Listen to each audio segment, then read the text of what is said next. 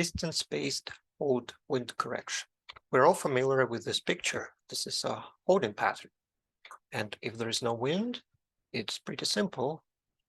We fly the inbound flag, and then after we have reached the fix, we do a standard rate turn, which takes a minute to finish, and then we fly the outbound flag, and then after a certain distance, which is published or signed by the ATC, we do another standard rate turn to get back onto the inbound flag and repeat the whole thing. However, things get more complicated when we have a wind, a crosswind. Well, first of all, we need to crab into the wind to fly the proper course. Then, as we do the standard rate turn, the wind blows us away and our ground track becomes distorted.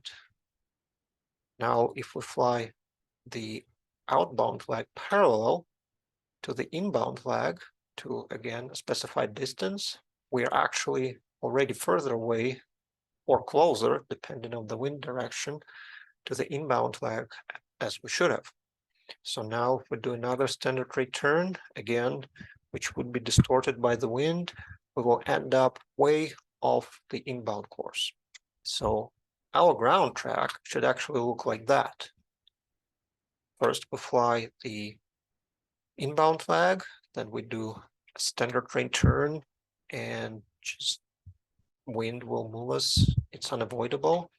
And then we will do the outbound flag with a correction angle, which will not only help us to regain the lost ground, but it will also account for the ground we will lose during the next turn. So how can we know what the correction angle is? Well, it's pretty simple. It's a right triangle. This is our wind correction angle.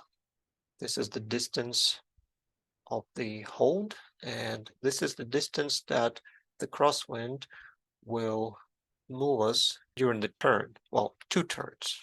And it would be the crosswind wind speed multiplied by 2 minutes, because we do 2 1-minute standard rate turns. All the tangent of the angle would be 2 divided by 60, which is converting minutes to hours, multiplied by wind speed in knots, and divided by distance in nautical miles. Now let's make it a little bit more simple, because we don't want to take a tangent of an angle in the air. Well, let's first convert degrees to radians. We will do it by multiplying the angle by pi and divided it by 180. And the reason we do it is to make this number smaller, because then we can use this property of tangent, that tangent of a small number is this exact number. And 6 degrees is a pretty large number, but 0.1 radian, which is approximately 6 degrees, is small enough to use this property. And then we can use another trick, which is used a lot in aviation. We will say that pi equals 3. And then the whole thing becomes the angle divided by 60, which, as we know, equals to 2 times wind speed divided by 60 and divided by the distance. So our angle is approximately 2 multiplied by the wind speed or crosswind component and divided by the distance. So how would we use it in real life?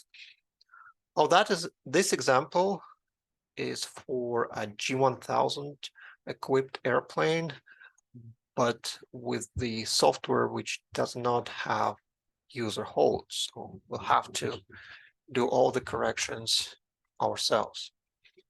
And well, let's assume that you also have an autopilot, but it's not really that different without the autopilot. Well, we have this hold, 090 radio for nautical mile hold. So our inbound course should be 270, and the way we do a hold in G1000 without user holds is that we will turn on the OBS. Well, first we will set our navigation to the fix, then we will turn on the OBS and set our OBS to the inbound track. In this case, it would be 270, and we can fly it in nav mode, and our heading would be whatever it needs to be to maintain this ground track. And as we fly, we can look at our crosswind component, which is shown on the PFD, and do the math, which is pretty simple. To multiply it by 19 divided by 4. Any calculator can do it, or maybe you can even do it in your head. And the answer is 9.5, which we cannot enter 9.5 in G1000, so we will have to either round up or round down. And the way I do it is I always round away from the inbound leg. So in this case, I will round down because I want the error to be on the undershooting rather than overshooting, since undershooting is easier to correct. If the wind was from the other direction, I would have rounded up and added 10 degrees. So now we have reached the fix. We will do, and just before continuing, just to remind you how to turn on the crosswind component on your screen. You would press PFD, then wind, and then you would select option 1.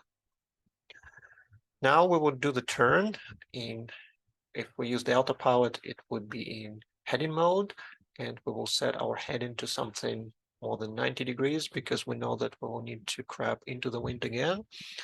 And now we need to find the heading which will keep us on our corrected track. So since our correction angle is 9, that means we need to fly ground track of 99 degrees.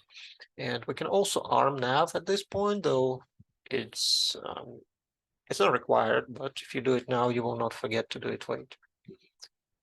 And we will establish that our heading, which we actually find in heading mode, should be 111 degrees.